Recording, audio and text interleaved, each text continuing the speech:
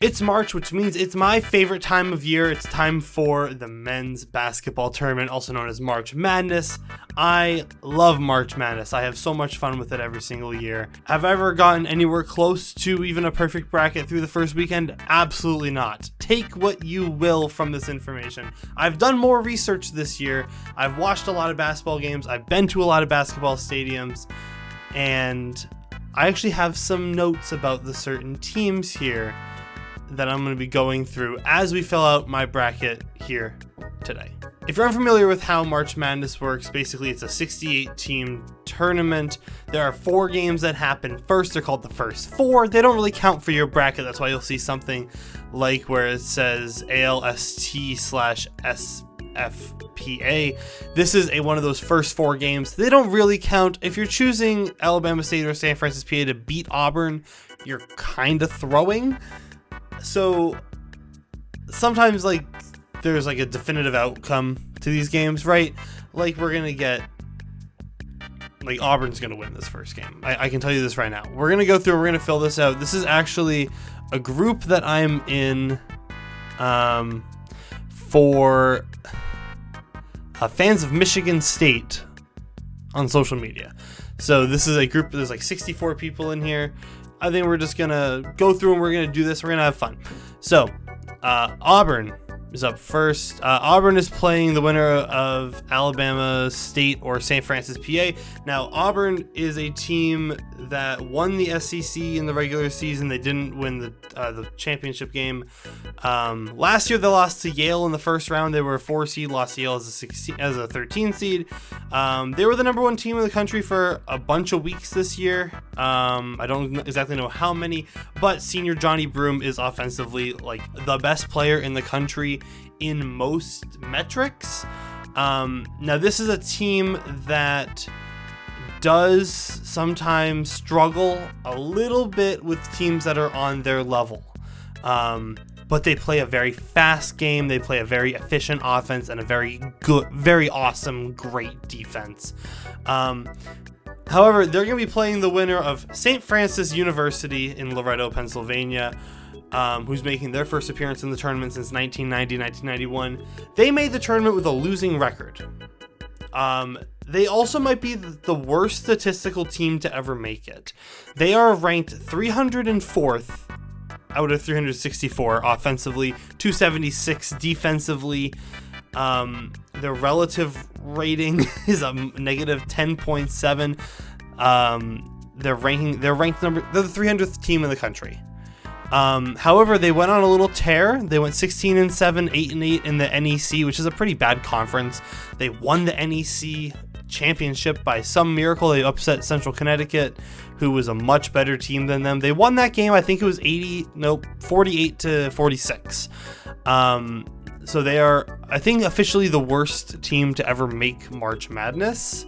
But they're going to be playing against a Alabama State team, which isn't bad, right? They won the SWAC. They're the SWAC champions. Don't really have much to say about Alabama State. It doesn't matter who's going to win that game because they're both going to get destroyed by Auburn by probably 45 to 50 points. If I had to choose, though, I'm probably going to say Alabama State. Next up is Louisville versus Creighton. Now, Louisville or Louisville, however you want to pronounce it, all of those are wrong. I know that, and Louisville fans are going to be mad at me. I say Louisville. It's not right. I know that. They're making their first appearance in March Madness since 2018-2019. They played for the ACC championship game. They came in second it was weird, right? They came in second in the ACC regular season. They came in second in the ACC tournament, and they're playing as an 8 seed against Creighton. And I don't really get it. I think both of them are being very disrespected with this placement here, because no matter who wins this game, you have to go play Auburn next. That's not really fair to either of them. James Scott on Louisville is a 2-point machine. He shoots 78.1%. Rean Smith is third in 3 points made per game. He makes almost 4 a game. And he's 5th in 3-point attempts in the country. This is a team that plays very consistently. They play a very solid pace. They're the 20th offense, 19th defense. They're a very solid, squared team. Creighton, however, is second in the Big East, which I consider the Big East to be a Power 5 conference. I know a lot of people don't. I do. In basketball, at least, they are, to me, Power 5, especially now that the SEC is gone. I've always considered Creighton to be kind of a Power 5 school or conference. The Big East to be a Power 5 conference, Creighton to be one of those schools in there. Last year, they lost to Tennessee in the Sweet 16. Ryan Kalkbrenner is back this year. Creighton does not commit fouls. They play clean basketball. The least amount of fouls in the country, 10.9 per game, less than 11 fouls a game. The opponent rarely gets into the bonus. Definitely not the double bonus. I think that in this matchup here, I don't know exactly what's going to happen here. I might break my bracket with the first one. I'm feeling Creighton. I watched Creighton play UConn earlier this year at UConn. They can win in tough environments. I feel relatively confident in Creighton. However, Louisville is a good squad. This is just a gut feeling that Creighton's going to win this one. No disrespect to Louisville. Louisville finished in second. Creighton finished in second. They're both really good. They both won similar amounts of games. I'm just going to go with Creighton in this one. I'm going to try and speed through these a little bit more than what I'm currently going. Michigan won the Big Ten championship, the Big Ten tournament championship, I should specify that. Whenever I say they're the champion, that means that they won their tournament. If I say like they came in first in the Big Ten, that means that they won the regular season. Does that make sense? I hope it does. Now, Michigan this year is a weird team. They have the 16th most turnovers in the country. Vladislav Golden is 9th in field goal percentage. He's pretty good. Danny Wolf is 13th in rebounds. They struggle against good teams. They really do. I know that today they beat Wisconsin, but like the stats don't lie. They struggle against good teams. They have the 41st offense. They struggle to score. They play good defense. But when they played Michigan State twice and they lost both times by double digits. They went 22-9 in the conference this year, 3rd in the Big Ten. This is their first appearance with Dusty May as their head coach, and they're playing against a really interesting San Diego State team. Now, this is San Diego State's first ever tournament appearance. It's also their first year of being eligible for the tournament, and also their women's team made the tournament this year too in their first year of eligibility. It's kind of cool. Now, Hayden Gray leads the country in steals per game at 109 and 3.2 per game. They've won 15 games in a row, and they force a lot of turnovers. They are top 5 in the country in turnovers forced. Michigan coughs up the ball a lot. They have a lot of turnovers. Remember, I said the 16th most. I think this is a trap game, and I'm not saying this as a Michigan State fan. I think this is a trap game. I think that UC San Diego, it can pull this one off. Now, there are some things that we have to remember about like who normally wins these games, right? Is that the 5 seed beats the 12 seed 64% of the time. Just mathematically, in history, that's what's happened. A 5 seed has also never won the championship, ever, which is kind of weird. Anything above a 4 seed, you can kind of almost pencil it in as the 4 seed's going to win. 5 and below, though, you can't really. 5, 6, 7, and 8. It's a lot closer than you might think. 6 and 11 is 15 and 61. 6 and 11 is 95 and 61. 7 and 10 is 95 and 60. But the 8 and 9, the 9 actually is up on them 81 to 75. So as we go through this, that's kind of why I'm looking at like this Creighton game as like, if there's going to be one where it's an upset, I think it's going to be Creighton. I don't know about this one. I'm really confident in Gonzaga beating Georgia, though. I don't like Georgia this year at all. We'll get to Georgia later. I'm just going to click that one right now, though, while I'm thinking about it. Here's another one that's interesting to me is Texas A&M versus Yale. Now, I watched Yale a week ago. I went to Brown University and I watched them play Yale on senior night. Video of that is in in the description. I'll link that video. A&M, I'll admittedly have not watched a lot of A&M. However, for some reason, their offensive ranking is 45. Their defense is 13. Their defense is awesome. It's really good defense. Their field goal percentage is 332nd out of 364th. They shoot 41% from the field. They shoot 31% from 3. They get a ton of rebounds though. I couldn't find stats about I couldn't find how to get stats about if they get putbacks a lot, but they get a ton of rebounds. They play slow basketball. Now, Yale is 13th in field goal percentage in the country, 17th in three-point percentage, 8th in fewest points allowed. So to me, that feels like another one where it could be an upset.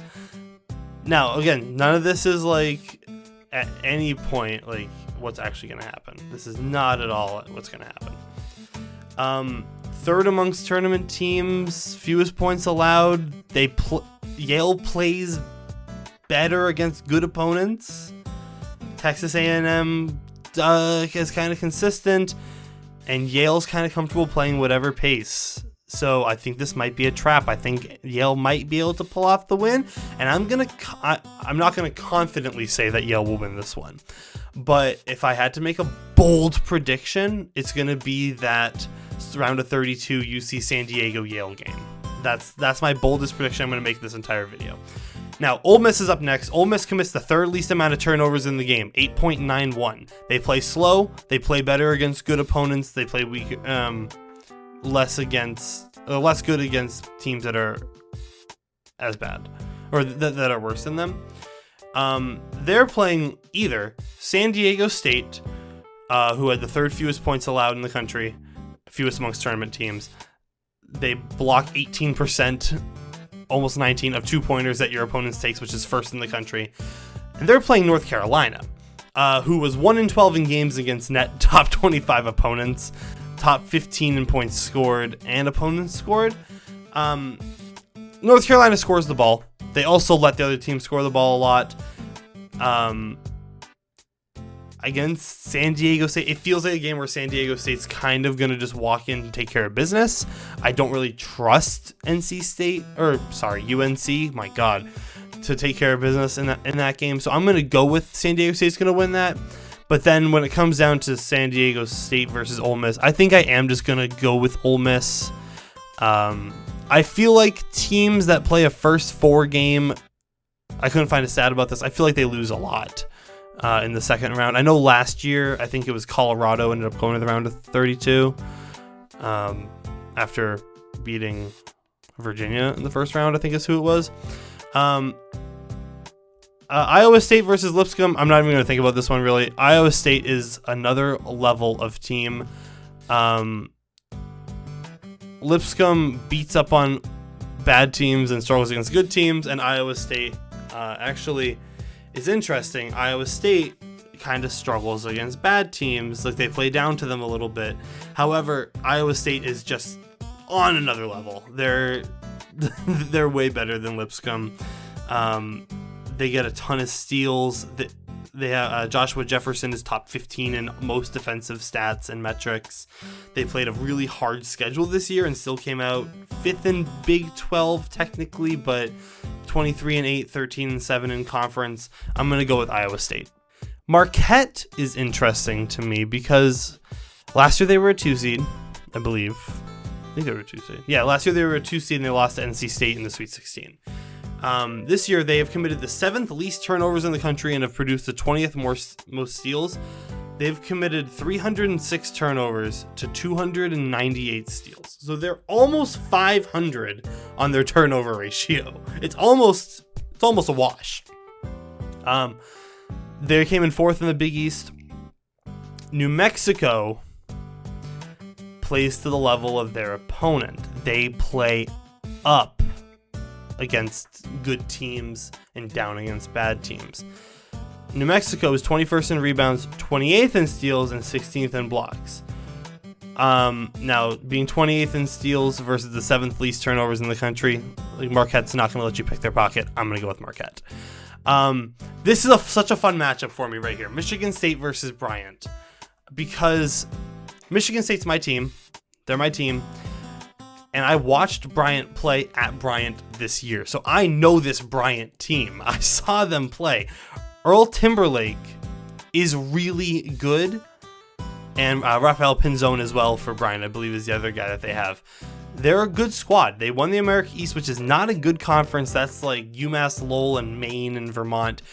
I don't think this team has like ever won a game in the tournament. Maybe Vermont did once, like in the 2000s.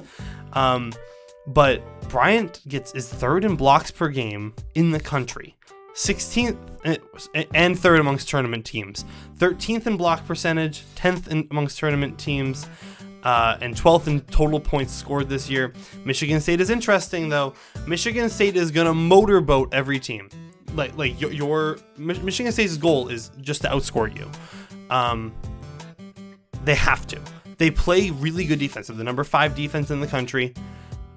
They are 25-0. This is a fun stat. If you're not on Michigan State Twitter or Blue Sky, you wouldn't know this. Michigan State is 25-0 in games in which they win the race to 70 points. If they hit 70 points before you, they are 25-0. They average 78.2 points per game. They allow 67.2.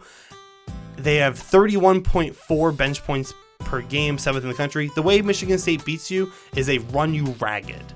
They run a 10-man rotation. They should probably reduce it to 9. They should probably stop giving Xavier Booker minutes. That's just my opinion. He's kind of a liability. They are really good. They're a good squad. They get in their own head. They can't shoot threes. That's their biggest problem. Now, Michigan State also has this problem where they play to the level of their opponent. They play bad against bad teams. I'm going to predict Michigan State's going to win this game, but I think it's going to be a lot closer than I want to be experiencing at 10 p.m. on Friday night. Moving on to the next one, we're going to go down to the West. We're going to do Florida versus Norfolk State. Florida won the SEC. They have the 4th highest scoring differential in the country. They win their games by a margin of 16 points. They're going to destroy Norfolk State. No offense to Norfolk State. It took me a lot to find a stat that they're good at, which is that they take 0.388 free throws per field goal attempt, which is 34th in the country, and they shoot the 9th fewest threes in the country at 28% of their shots, which is the fewest amongst tournament teams. Norfolk State, you came first in the MEAC. You won the MEAC championship game. Happy for you. Thanks for coming. You're going home early. Let's move on to the next game. UConn. Now, UConn is not nearly as good this year as they were the last couple of years. They lost most of their top players to the NBA in the last 2 years, like Castle. They've had a ton of guys go to the league in the last 2 years. It's kind of now Caravan and McNeely, who's a freshman. They're not nearly as good, but they're still 6th in assists per game in the country and 6th in total assists per game. They have trouble with inferior teams. They have the 10th best offense by some miracle, I guess. 57th defense. Might be interesting because they're playing an Oklahoma squad led by Jeremiah Fears, little brother of Jeremy Fears of Michigan State. Fun fact. Now, Oklahoma came 13th in the SEC. They went 19-12, 6-12. They are 8th in field goal percentage, and they are 14-3 when they score 80 points, 6-10 otherwise. They are the 31st offense, the 80th defense as opposed to UConn's 10th offense, 57th defense. I'm really kind of leaning UConn in this one, but I think that might be where the UConn train stops. So, my apologies to Oklahoma fans. I'm gonna have to go with UConn in this one. Like I just look at the stats here. I see that UConn plays up tempo. Oklahoma likes to slow it down. It's gonna be really tough for Oklahoma, I think, to win this game. Memphis is interesting. They said after the selection show that if Memphis had lost to UAB, which they almost did, they would have still gotten an at-large bid, which would have forced UNC out. So I think it's interesting. Now, Memphis, way high on the opponent adjust rating. They are the 20th highest three-point shooting in the league. They shoot 37% from three. They've kind of gone cold in the last couple of games, but in the last couple of games of the regular season. But they turned it around, fixed it for the AC as far as I'm aware. 57th offense, 32nd defense. They're playing a Colorado State team that plays slow basketball. Now, they have a worse offense than Memphis does. They have a better defense than... They have a better offense and a worse defense. I got that mixed up. Winning the Mountain West, I would consider to be impressive. I would consider the AAC and the Mountain West to be on like that second tier of conferences, right? Like there's the Power 5 and then there's the next one, which I would consider to have the AAC, the Mountain West, the WCC, which is really kind of just carried by Gonzaga and St. Mary's. But Colorado State won the Mountain West, a tough Mountain West team that has, or division that has 4 teams in it. Come out on top. I'm kind of leaning Colorado State for this one, which would be another 12-5 upset. However, it's really hard to look at the fact that like Colorado State slows it down and they play a consistent style of basketball, whereas Memphis really likes to can really beat up on tough teams but might struggle a lot with worse teams. I think I'm going to go Colorado State for this one, which might be controversial. I know that I'm kind of like leaving the trend there of the 64.7%. So, I know, it's weird. It's weird. I don't know. Moving on to the next one, Maryland versus Grand Canyon. Now, Maryland has lost the last 4 games that Maryland has lost, they've lost on a shot within the last 2 seconds of the game. Bad luck. Let's chalk it up to bad luck. They are 23rd in points per game. They score a ton of points. They average 82.6 a game. That's a lot of points. Grand Canyon gets a lot of steals. They make a lot of free throws. Maryland. That's kind of all I got there. Missouri versus Drake. Now, Caleb Grill on Missouri is awesome. He shoots 40.8% from 3 on almost 7 attempts a game. He's 6th in offensive rating in the country. They as a team are 9th in points per game. They are 19th in field goal percentage. They're playing the most interesting team in the entire tournament, which is Drake. This is kind of the worst matchup that Drake could have gotten, I believe, at the 6s. I think that any other 6 team, I think Drake is walking away here with a win. If they play Ole Miss, I think they win. They play BYU, they 100% win. They play Illinois, they 100% come out with a win. This is going to be a tougher game. This is going to be a fun one. I'm going to watch this one. It's going to be at 7:35 p.m. on Thursday night. I'm going to watch this one. It's going to be fun. Because Drake is such an interesting story. They are first in opponent points per game. They allow the least amount of points per game because they run the slowest tempo in the league. They have the least amount of possessions per game. They are 5-0 against top 75 teams in the country. Their coach is in his first year here at Drake. They are very interesting. Their coach last year left and went to West Virginia, who I don't think got snubbed from the tournament, but like they were on the bubble. They brought in a new coach who had won a bunch of D2's titles. He brought a bunch of players with him. 12 players from Drake left. This is an entirely different Drake team than the one that lost to Washington State last year. He brought this, like an entire D2 school with him to Drake. Ran the same offense. 4 of those D2 players are starting. And they went 30-3, 17-3, first in the Missouri Valley, won the Missouri Valley tournament. It's interesting. You know, it's interesting. The betting odds are giving Missouri 6.5. But I don't don't know. I think it's interesting. I might go Drake for this one. Drake's a fun team. Now, the problem is, right? Mizzou shoots 19% from the field, and the way Drake beats you. No, Drake is 30th in field goal percentage, by the way, 48.1% to 48.5% for Mizzou.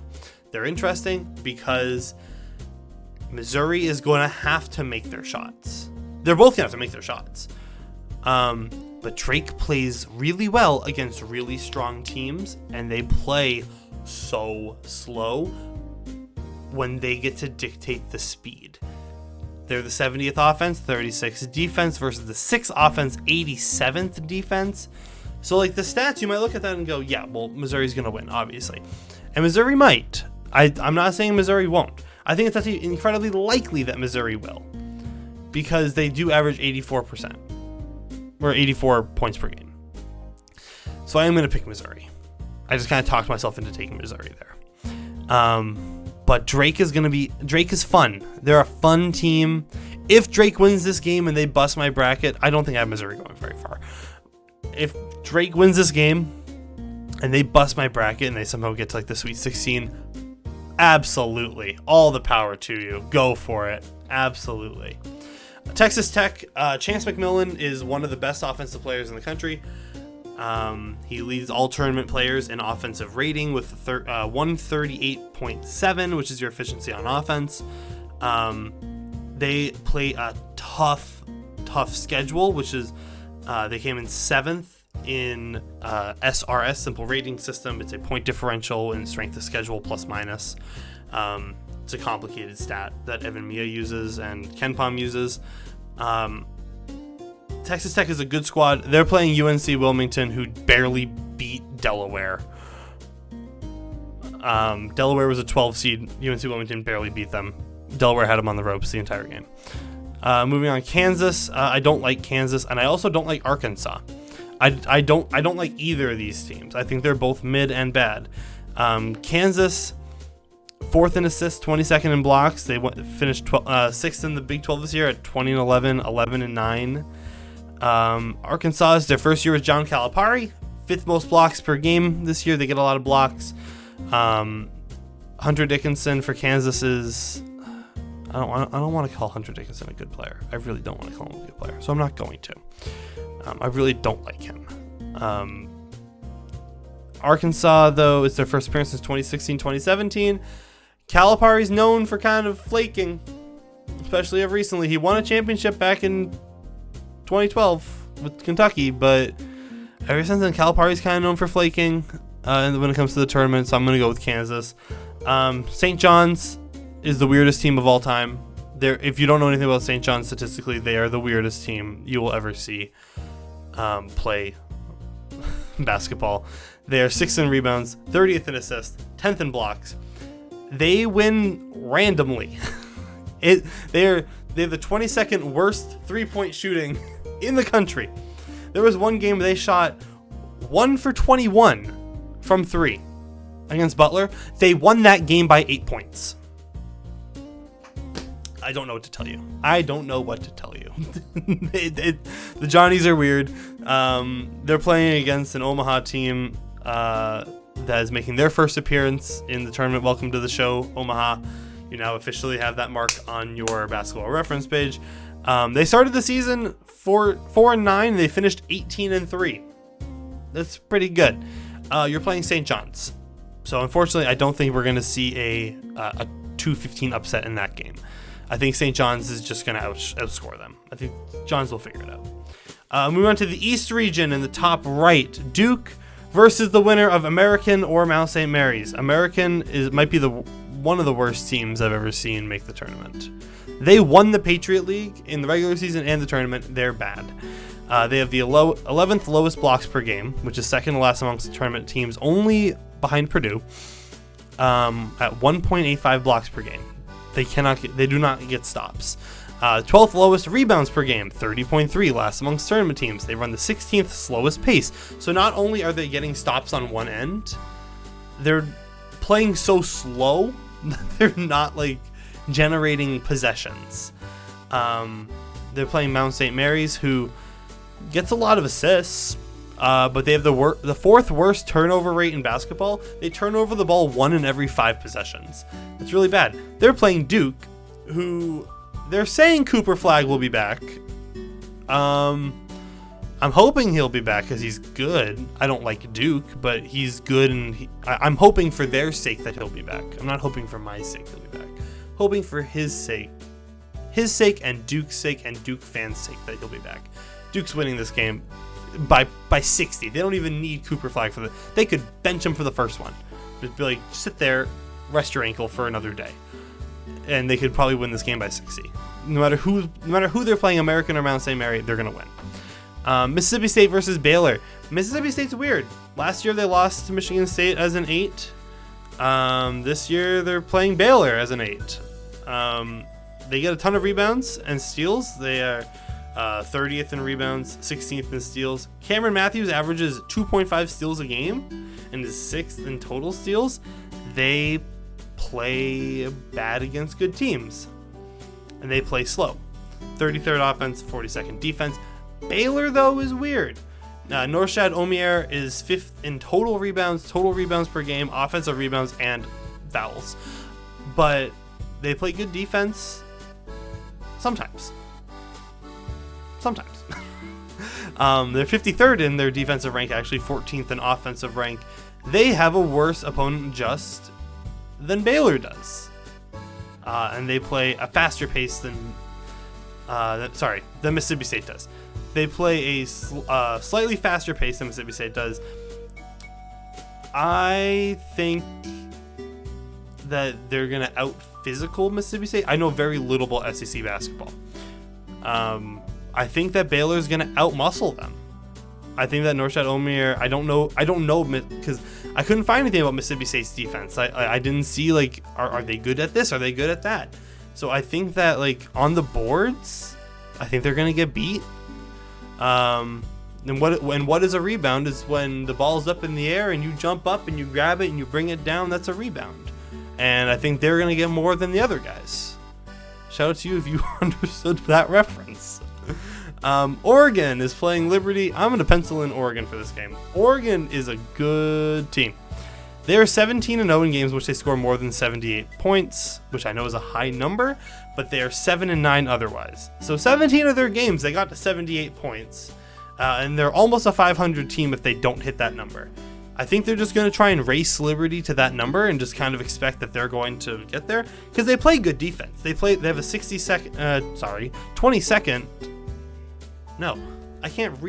26th best defense, 50th offense. They play good against no matter who they're playing. They almost beat Michigan State the other day in the Big Ten tournament. They've played some tough games. They play tough. And they're playing Liberty. And Liberty attempts threes a ton on 48.5% of their possessions. They don't make them at that rate, though. Not really even close. Now, Liberty plays up. But they're kind of just outclassed in this game, I think. I'm going to go with Oregon in this one. Arizona is here. Eventually Caleb Love's career is going to end. Eventually. They're 7th in rebounds, 21st in assists, 17-2 if they have more than 16 assists. Passing the ball is going to be their thing. Akron is 4th in assists. They have 18.1 per game. 8th in points per game and 24th in rebounds. So they're kind of like a weird matchup here. However, Arizona has the 12th best offense and the 28th best defense, whereas Akron has the 74th best offense and 54th ranked defense. We can just go ahead and give Arizona the win here. Now, BYU makes the 10th most threes per game. They make 10.7 threes per game, which is fun. 11th best offense in the country, 51st best defense. They play a little bit quick. They're playing a VCU team that I didn't even think was making the tournament because I thought George Mason was still in a position to win it. VCU won. And they actually were first in the A10 all along, and I was incorrect. A10 tournament champion, first appearance since 2022-23. VCU beats you in the multitudes which they have. Now, VCU has 4 players averaging 10 points a game or more, 1 player who's averaging 9.4. No one else on their team is averaging more than 5 points a game. But VCU plays solid defense. They have the number 11 defense in the country, 39th offense, as opposed to BYU's 11th offense, 51st defense. So they're kind of an even matchup here.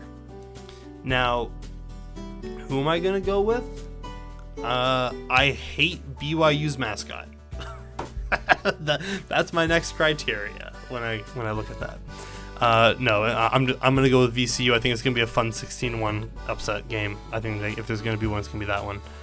I know that so far I've picked like a decent amount of upsets, right? I think I've picked maybe 4 so far, which feels appropriate, I think. I don't think I'm like that far off base so far.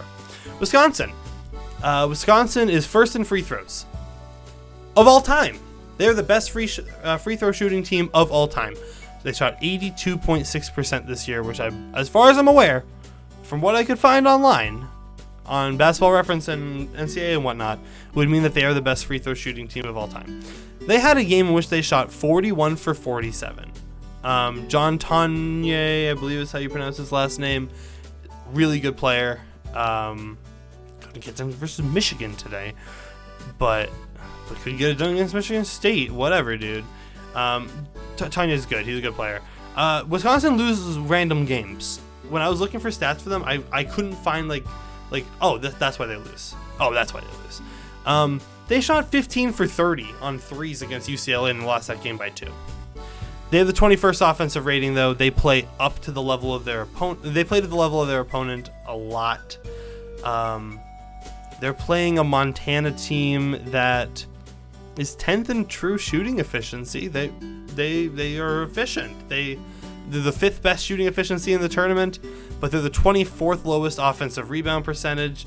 So the plan for Wisconsin should just be attack the paint, get the board. Don't let them even think about getting a rebound. They do not get offensive boards. Wisconsin's going to walk away with this one. St. Mary's versus Vanderbilt. This, I think, might be another trap game. Now, St. Mary's doesn't let their opponents score. They are the 5th in opponent points per game, 60.7. 16th in total rebounds across the season with 1,313. They're bottom 5 in pace. Now, here's where it gets interesting. In games where Marascus and Marcilionis, something like that, they have 2 guys with long names start with M's. The M brothers. We call them the M's. Whenever they have games where one of the 2 of them really struggles, St. Mary's as a whole can't win. They're really their best 2 guys. So, if I'm Vanderbilt, my plan with my 5 top 25 wins that I got this season and my 9.03 steals per game, good for 19th in the country, my plan is to make those 2 guys' night hell. I'm sending everything I have at them, and I'm daring St. Mary's to use their other players. It's kind of like last year in the NBA Finals, what the Celtics did with Luka, right? That's, I guess, kind of the reverse, in that if you shut down one of these 2 guys, pick which one, shut one of them down, Vanderbilt should be able to win this game. Last year in the NBA Finals, what the Celtics did was they let Luka do whatever he wanted, and they shut down everybody else. They kind of just let Luka score, but they said no one else is having a good night. He's going to get his 30, but no one else is having a good night. Those are kind of like the 2 schools of thought that I'm taking to this game. I don't know what Vanderbilt's going to want to do. I think Vanderbilt's going to win either way, though. They've won some tough games this year. They beat Tennessee. They beat who else? There was another game that I was like, oh my god, really? They beat Tennessee. They beat Kentucky.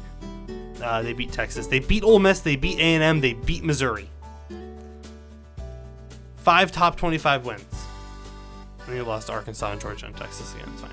But I think that Vanderbilt is going to look at this as like, this is our opportunity right now. It's your first appearance in the tournament since 2016, 2017. We're not going to let this slip away. I'm going to take the Commodores in this one. Alabama, Crimson Tide, Big Al the Elephant,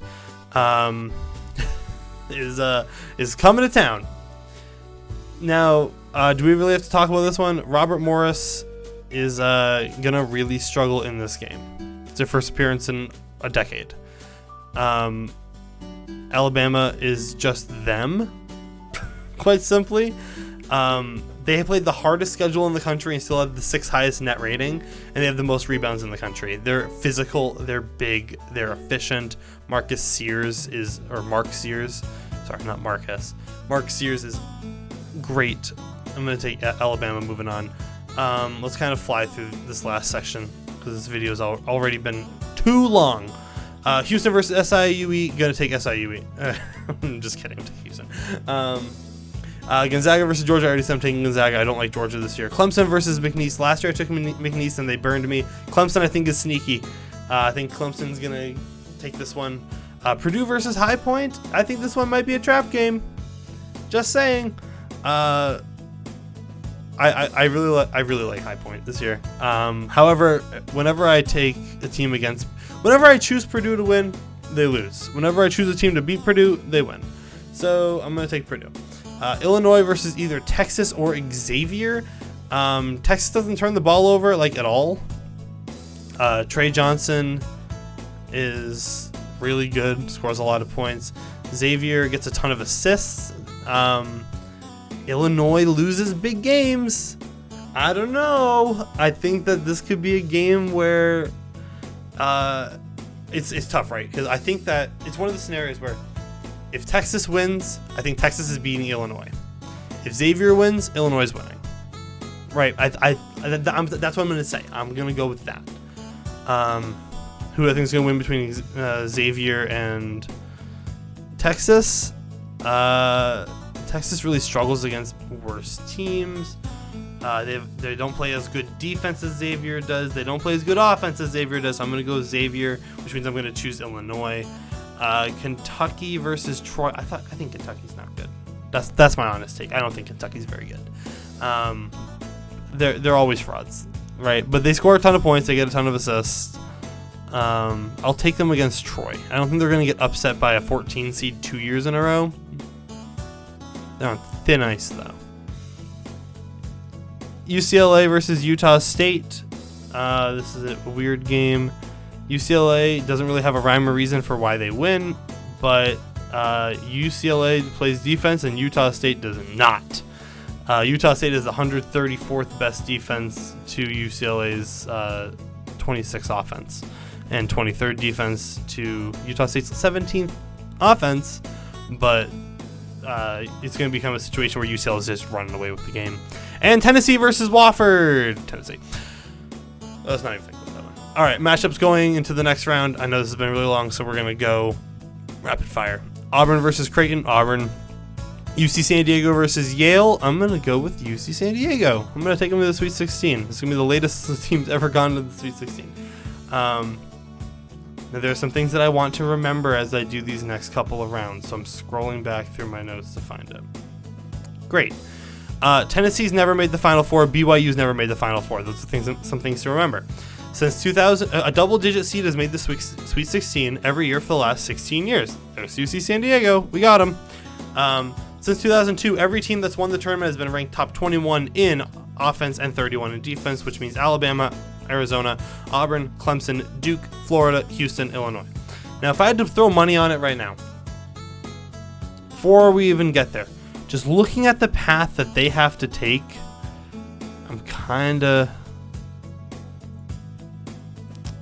I know that's wicked boring. I'm gonna go with this. Florida into my Final Four. Florida over UConn, Maryland over Colorado State, Texas Tech over Missouri, St. John's over Kansas. I just don't like these other teams. I think UConn's inconsistent. Colorado State's just not there. They're good enough to beat Memphis, I think, maybe. That's a bold prediction that they'll even beat Memphis. I think Maryland will win either way, though, if they get to this game. Texas Tech I think is better than Missouri, and I think St. John's is better than Kansas. I don't like Kansas very much. Texas Tech is probably better than St. John's though, because St. John's can't shoot half the time. And Florida is going to curb stomp Maryland. That's my prediction there. Ole Miss versus Iowa State 100%. Michigan State versus Marquette. I feel like we always have to play Marquette. I'm sick and tired of playing Shaka Smart. Iowa State versus Michigan State. That's where Michigan State loses. That's my prediction. Sweet 16 departure again. Second weekend though, which is fun. I think it's Iowa State. I think they're good. I like them a lot. Auburn. Unfortunately, I think Auburn is gonna find their way into. I think it's gonna be that. I think they're just leagues ahead of everybody else. I don't know what to say. Alabama, Wisconsin. Is there anything else? Every Elite Eight ever has had at least one seed. Yep. Gonzaga's never beaten a one seed. Yep. We can just go ahead and boop. Never in the history of their program. A team lower than 11 has never made the Final Four. Team lower than 9 has never played in the championship. A team shooting worse than 32% has never won the championship. So we'll double check my work when we get down there to make sure. No one's ever won a championship in their first full season as a coach. There have never been 3 number 1 seeds eliminated in the first weekend. Alabama, Clemson, Miami, Nebraska, Notre Dame, Texas, UFC have never made the finals. 2 schools from the same state have never made the finals. So unfortunately, one of these 2, Alabama or Auburn's got to lose. I'm gonna go with Duke, and this is a fun matchup because like they used to be in the same conference, but now they're not. Oregon. That's my prediction. I hate having the 1 seed everywhere. I think Houston might be the weakest of the 1 seeds. If Illinois gets by here, they'll beat Kentucky. I don't really want an Illinois miracle run, though. That's the problem. Clemson's going to beat Purdue. I think Clemson beats Houston. That's my bold prediction. That's how we get rid of the last 1 seed. Tennessee. This is a wicked boring Final Four. Alabama. Florida. It's an all SEC Final Four. No, that'll never happen. That'll never happen. Oh, let's go back to the drawing board for a sec. See where we can fix some things.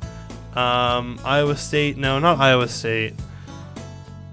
The Johnnies are not Final Four team. I'm so sorry, Johnnies. You're not a Final Four team. Look at Clemson for a sec. Look at my notes about Clemson. Let me figure it out. So Clemson does have the top starting line in basketball. Hunter, Locken, Scheifelen, Zachary. Is that Jaden Zachary? Like from BC? Well, it is Jaden Zachary, a former Boston College basketball. Yeah, okay. They're the most efficient line in the country. 49.8% efficiency margin. Clemson. I really hate having these 2 teams play in the Final Four. But Maryland is not beating Florida. UConn's not beating Florida. Like who here is beating Florida? St. John's maybe? No, St. John's would have to beat Texas Tech. Texas Tech would have to beat Florida. Big 12? I don't know. Texas Tech is efficient. But Florida State is like, just kick your teeth in good, you know? Yeah, go Texas Tech. Sure, why not? Auburn, Clemson. I think efficiency matters. But unfortunately, a 5 seed has never won. I think that means Auburn's winning it. Michigan State, I don't think is going to beat Iowa State. Like I'm fairly confident in that. And even if they do, they are not beating Auburn. As a Michigan State fan, we are not beating Auburn. There's no way. Alabama could beat Duke. I think that'd be fun. That'd be kind of cool. It'd be kind of epic. I think it's like so cut and dry that the winner is either going to be Auburn or Duke. But I don't really think Duke is. Does Duke beat Bama? Maybe Duke beats Bama. Maybe. I think either way I'm going with Auburn. I'm going to stick with this. I'm going to go with this. That. Clemson's already beat Duke twice this year, I think. That'd be really funny if it was a third time. How many points will be scored in the championship game in a game versus Auburn and Clemson? Auburn will put up about 80. Clemson will maybe 86. Clemson puts up 72. Let's go with 86 plus 72. Let's go with that. 158. There we go. 158 points. Sure. Well, there we go. If you guys enjoyed, leave a like, subscribe, and I guess go Tigers, maybe.